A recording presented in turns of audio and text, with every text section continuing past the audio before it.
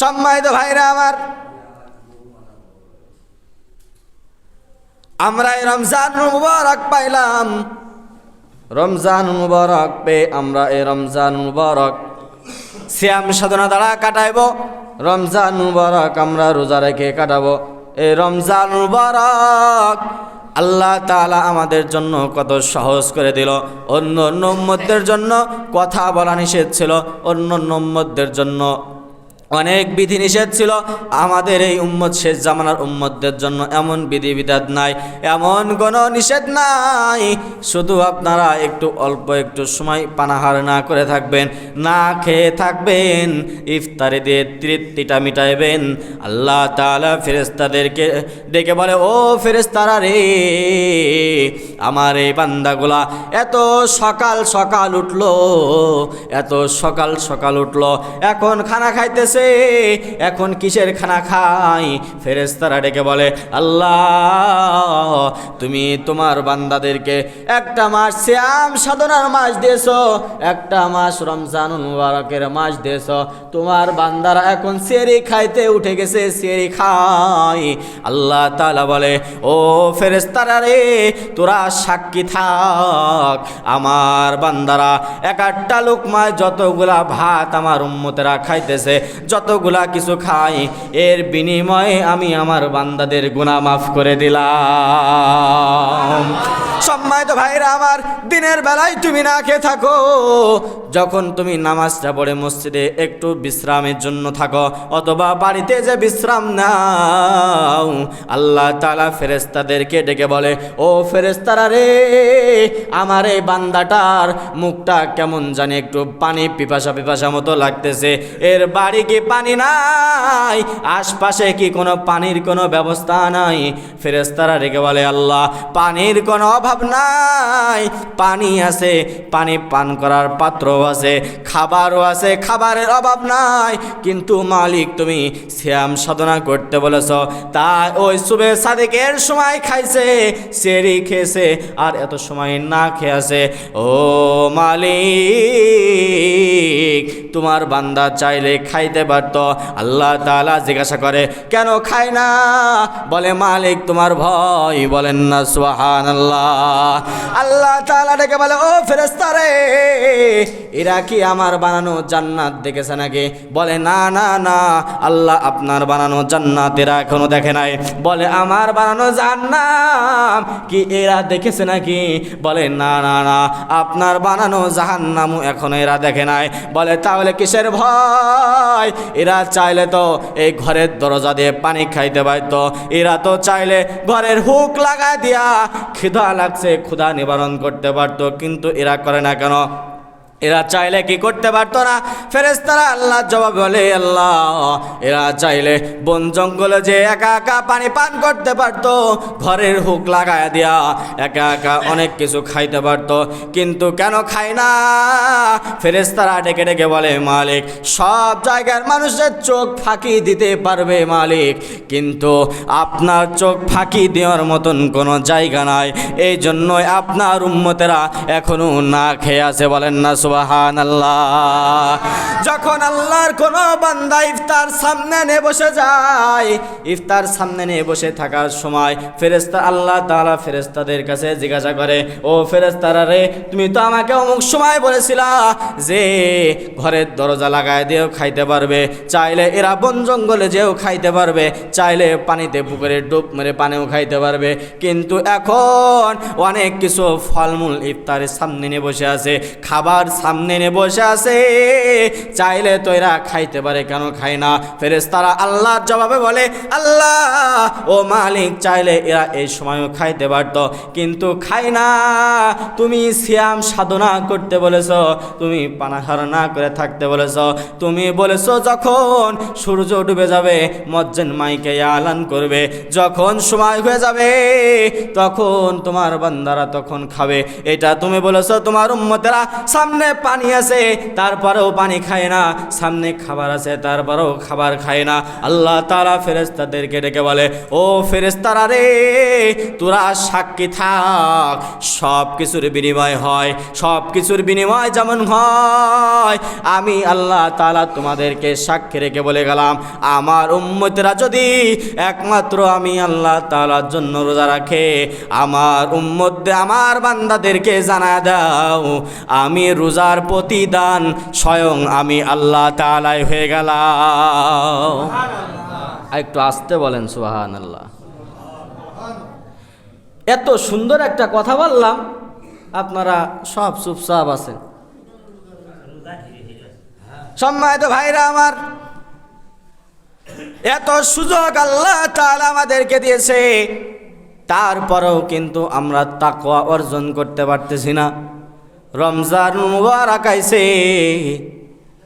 মুসলমানের সন্তান রমজানের আগে যে সেলুনওয়ালাকে বলতো, ভাই আমার চুল দাড়িটা কেটে দাও, মুসলমানের সন্তান রমজানের আগে বলেছে, ভাই আমার দাড়িটা সাইজ করে দাও। মুসলমানের সন্তান রমজানুল মুবারকে রোজা থাকা অবস্থায় বলে, চুল দাড়ি বড় হয়ে গেছে, ও সেলুনওয়ালা ভাই আমি রোজা আছি, আমার দাড়িটা সুন্দর করে ছেটে দাও। ও মুসলমানের সন্তান, রোজা রাখলা, তুমি নবীর বুকে ছুরি দিয়ে আঘাত করলা। হাদিসের ভিতরে এমনভাবে এসেছে, আল্লাহর কোনো বান্দা যদি দাড়িতে খুর লাগায়, সরাসরি নবীর বুকে যে ছুরি মারে, বলেন না নাউজুবিল্লাহ। সম্মানিত ভাইরা আমার, রমজান মুবারক পাইলেন, দাড়িটা বড় করে দেন। রমজান মুবারক পাইলেন, অনেক গুনাহ আপনি করেছেন, এই রমজান মুবারক থেকে গুনাহগুলো আপনি বাদ দিয়ে দেন। রমজান মুবারক পাইলেন, তাকওয়াটা একটু ভিতরে আনেন।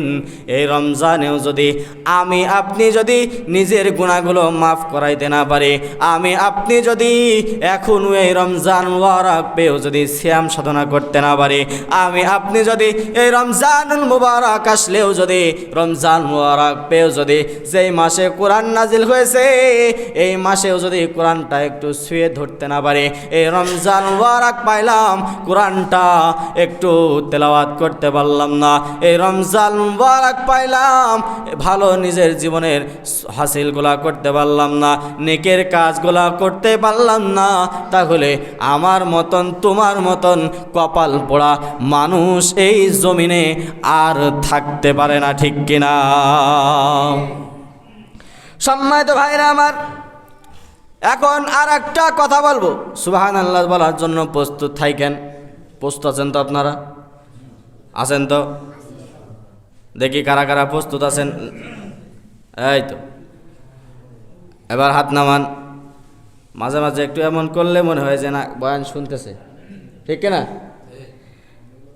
আল্লাহ তাআলা এই রমজানুল মুবারকে এই শেষ জামানার উম্মতদের জন্য 5টা নিয়ামত দিয়েছে। কিরাম হইল? আবার আরেকবার সুযোগ দিচ্ছে। এই রমজানুল মুবারকে আল্লাহ তাআলা এই শেষ জামানার উম্মতদের জন্য 5টা নিয়ামত দিয়েছে। অন্য কোন এই 5টা নিয়ামত অন্য কোন উম্মতেরা পায় নাই। হ্যাঁ, এ বলতে হবে। এবার 5টা বলি, আপনারা শোনেন। হযরতে আবু হুরায়রা রাদিয়াল্লাহু তাআলা আনহু থেকে বর্ণিত আছে, এমন 5টা নিয়ামত এই উম্মতদেরকে দেয়া হয়েছে, আর কোন উম্মতদেরকে এই 5টা নিয়ামত দেয়া হয় নাই। 1 নম্বর, এই রমজানুল মুবারকে যারা রোজা আছে, এই রমজানুল মুবারকে যারা রোজা আছে, এই পাকস্থলী থেকে একটা বাতাস এই গাল থেকে বের হয়, নাক দিয়ে বের হয়, হয় কিনা? এই ঘ্রাণটা আল্লাহ তাআলা বলে, রেডি আছেন তো আপনারা? আল্লাহ তাআলা বলে, এই ঘ্রাণটা আমি আল্লাহ তাআলার কাছে মিশকে আম্বারের থেকেও অধিক দামি। 2 নম্বর, আল্লাহ তাআলা বলে, হাদিসের ভিতরে আইছে, যে রোজাদারদের জন্য সমুদ্রের মাছ পর্যন্ত এই উম্মতদের জন্য দোয়া করতে থাকে। 3 নম্বর, এটা কি বলবো বলেন? 3 নম্বর, জান্নাত কাদের জন্য বানানো হয়েছে বলেন? আর একটু জোরে বলেন, কাদের জন্য? প্রতিদিন এই রোজাদার বান্দা বান্দিদের জন্য বেহেশত আল্লাহ তাআলা সাজাতে থাকে। 4 নম্বর, অন্য অন্য উম্মতদের সময় শয়তানকে বেঁধে রাখা হইতো না, কিন্তু এই উম্মতদের জন্য শয়তানকে কিন্তু বেঁধে রাখা হয়েছে। বলেন না সুবহানাল্লাহ। তাহলে 4 নম্বর জানলাম যে শয়তানকে এই রমজানুল মুবারকে বেঁধে রাখা হয়েছে। 5 নম্বর, রমজানের শেষ রাতে রোজাদারদের জীবনের গুনাহগুলা মাফ করে দেওয়া হয়। সম্মানিত ভাইরা আমার, বলেন তো যে এই কথাগুলো আমি আপনাদের কাছে জানাইলাম, এটাকে আমি আমার নিজের কথা আপনাদের বললাম না, হাদিস দ্বারা প্রমাণ দিলাম। হাদিসের ইবারত অনেক বড়, তাই ইবারতটা বাদে ব্যাখ্যাটা করলাম। তাহলে এই শেষ জামানার উম্মতেরা এমন 5টা নিয়ামত পেয়েছে, যেই 5টা নিয়ামত কোনো উম্মতেরা পায় নাই। 1 নম্বর যেটা বলেছিলাম, আপনার জবান থেকে যেই দুর্গন্ধটা বের হয়, এটা মনে হয় 1 সপ্তাহ বিরাজ যারা করে না, পাশে নামাজে দাঁড়ানো যায় না, মুখে দুর্গন্ধ জ্বালায়, এই দুর্গন্ধ মনে হয় আল্লাহ তাআলা এটার কথা বলেছে? হ্যাঁ, আল্লাহ তাআলা বলেছে যে তুমি পাক পবিত্র হয়েছো, সব কিছুই ঠিক আছে, তুমি রমজান মুবারকে রোজা আছো, এই রোজা থাকা অবস্থায় তোমার ভিতরে যে পাকস্থলীটা তোমার ভিতরে আছে, এটা ক্ষুধার জ্বালায় ও যে বাতাস ছাড়বে, ওই বাতাসটা বের হবে। আল্লাহ তাআলা জানা দিলে যে এই বাতাসটা আমি আল্লাহ তাআলার কাছে মিশকে আম্বারের থেকেও অধিক দামি। সমুদ্রের মাছ আপনার জন্য মাগফিরাতের দোয়া করতে থাকে, অন্য কোনো উম্মতেরা এটা পায় নাই। আপনার জন্য বেহেশত সাজানো হয়, এটা কোনো উম্মতেরা পায় নাই। আপনার জন্য এই রমজানের রাত্রে আপনার জীবনের শেষ গুনাহগুলা মাফ করে দেওয়া হয়, এটা কোনো উম্মতেরা পায় নাই। এই 5টা জিনিস এই উম্মতেরা পেয়েছে। বলেন তো, এই উম্মতের জামানার মানুষ, আপনার শেষ জামানার মানুষ, শেষ নবীর উম্মত, আপনারা কি এই 5টা জিনিস পেয়ে খুশি হয়েছেন নাকি বেজার হয়েছেন? খুশির মতন আওয়াজ ওই 3 কাতারের পরের থেকে আর হয় নাই। এজন্য আমি আপনাদের কাছে আরও একবার জিজ্ঞেস করি, বলেন যে আপনারা এই 5টা যে নিয়ামত পাইলেন, বলেন এই 5টা নিয়ামত পেয়ে কি আপনারা খুশি? সম্মানিত ভাইরা আমার, তাহলে আমি আপনাদেরকে বুঝাইতে চাইলাম, রমজান পাইলাম, এই রমজান পেয়ে যে আমরা যদি নিজেদের গুনাহগুলা মাফ করে নিতে না পারি, তাহলে মনে করে নেবেন, যখন দেখবেন পুরা কোনো গন্ধ করছে, মনে করবেন মনে হয় আপনার কপালটা পুড়ে গেছে, তাই ওই গন্ধটা ভিতরে আসতেছে। এখন বলবেন, হুজুর বললেন যে রমজান মুবারকে শয়তান বান্দা থাকে, আমি তো দেখি আমাদের গ্রামে যে শয়তানগুলা ছিল, এরা তো মনে হয় ওই শয়তান বান্দার পরে এরা আরো বড় শয়তান হয়েছে। রাগ করলেন নাকি আপনারা? আপনাদেরকে কিন্তু আমি শয়তান বলি নাই, আপনাদেরকে বলি নাই, কারণ আপনাদের অনেক মুহাব্বতের মানুষ আপনারা আমার। কারণ যদি মুহাব্বতের মানুষ না হইতেন, আপনাদের নিয়ে প্রতিদিন দোয়া করতাম না, আপনাদের নিয়েও দোয়া করতাম না। আপনারা আমার মুহাব্বতের মানুষ, এই জন্যই তো আপনাদের নিয়েই দোয়া করি, ঠিক কিনা? হ্যাঁ, ঠিক আছে না আমার কথা? তাহলে এখন বলবেন, হুজুর রমজানে যদি শয়তান যদি বান্দা থাকে, তাহলে আমাদের গ্রামে যে শয়তানগুলো আছে এরা তো বান্দা হলো না। আমার কাছে কথা হলো, শয়তান বান্দা হয়েছে, কিন্তু এই শেষ জামানার উম্মতেরা এরা তো মানুষ, এরা শয়তান না, কিন্তু এরা শয়তানের রূপ ধারণ করবে। শয়তান কিন্তু মানুষকে গুনাহ করতে বাধ্য করতে পারে না, জানেন এটা? শয়তান আপনাকে যে গুনাহ করতে বাধ্য করবে, এটা শয়তান কিন্তু পারবে না। দলিল নেবেন, আল্লাহ তাআলা সূরাতুস সাদের ভিতরে 82 এবং 83 নম্বর আয়াতে আল্লাহ তাআলা বলে, ক্বালা ফাবিইজ্জাতিকা লাউগিয়ান্নাহুম আজমাইন ইল্লা ইবাদাকা মিনহুমুল মুখলাসিন। বলেন আল্লাহু আকবার।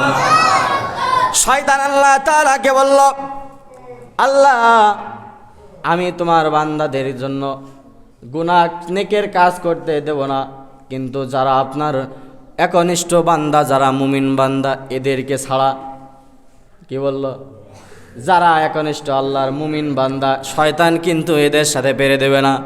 কারণ এই রমজান মুবারক আইছে, শয়তান বলবে আরে তোর বাড়িতে দেখ সকালবেলা তোর মা কত কিছু রান্না করেছে, এগুলা যদি তুই না খাস তোর শরীরটা খারাপ হয়ে যাবে। সকালবেলা মা ডাক দেবে, আব্বা ওঠো, মসজিদ সাহেব মসজিদে বলেছে সেহরির সময় হয়ে গেছে, যারা এখনো ঘুম থেকে ওঠেন নাই উঠে পড়েন, উঠে সেহরি খেয়ে নেন, উঠে সেহরি খেয়ে নেন, উঠে সেহরি খেয়ে নেন। মা ডেকে ডেকে বলে আব্বা যান ওঠো, সেহরির সময় আর বেশি সময় নাই, তাড়াতাড়ি সেহরিটা করে নাও। বাবা পাশ থেকে বলে এই তুমি খাইতেছো তুমি খাও, আমি খাচ্ছি আমি থাকি, তুমি রোজা থাকো আমি রোজা থাকি। আমার সন্তান আর্মিতে দাঁড়াবে, সিরিয়ালে দাঁড়াবে, র্যাবে দাঁড়াবে, আমার সন্তান পুলিশের কাতায় দাঁড়াবে। ও যদি এখন রোজা থাকে ওর শরীরটা নষ্ট হয়ে যাবে, ওর শরীরটা ভেঙে যাবে। আমার সন্তানের রমজানের পরে বিয়া দিতে হবে, এখন যদি না খেয়ে থাকে চল টল ভেঙে একেবারে মাজা মুসরা ভেঙে থাকবে। এই জন্য এই রমজানে ওকে জম খাওয়ানো খাও, পারলে ওকে গোয়ালি বেঁধে নান্দাই করে খাইতে দাও। এই রমজানে ওকে খাইতে দাও, পেট ভর্তি খাইতে দাও, কারণ ও চল টল ভেঙে একেবারে সব শেষ হয়ে গেছে। লাইনে দাঁড়াবে, ওর চাকরি হবে না, লাইনে দাঁড়াবে, মেয়ে দেখতে যাবে, মেয়ের বাবা ওকে পছন্দ করবে না, মেয়ে দেখতে যাবে, মেয়ের মা ওকে পছন্দ করবে না। তাই রমজান মুবারকে আমার সন্তানকেও রোজা রাখতে যাবে না। ও আব্বাজান আমি আপনার কাছে জানতে চাই, বলেন তো এই রমজান মুবারকে রোজা রাখলে কি দেহ নষ্ট হয়ে যায়? রমজানুল মুবারকে আপনি যদি রোজা থাকেন তাহলে মনে হয় আপনি একেবারে হসপিটালে চলে যাবেন। এই রমজান মুবারক আসলে আপনি রোজা থাকলে আপনার দেহটা আরও সুন্দর থাকবে। সম্মানিত ভাইরা আমার, আল্লাহ তাআলা রমজানের মুবারকের এই যে দিনটা আমাদেরকে দিলে, যে মাস আল্লাহ তাআলা আমাদের জন্য এই সিয়াম সাধনার যে মাস আল্লাহ তাআলা আমাদেরকে দিয়েছে, এই সিয়াম সাধনা আমরা পালন করব কার জন্য? মা বাবার খুশির জন্য, নাকি মসজিদের ইমাম সাহেবের খুশি করার জন্য, নাকি গ্রামের সাধারণ মানুষগুলাকে দেখানোর জন্য, নাকি একমাত্র আল্লাহকে খুশি করার জন্য?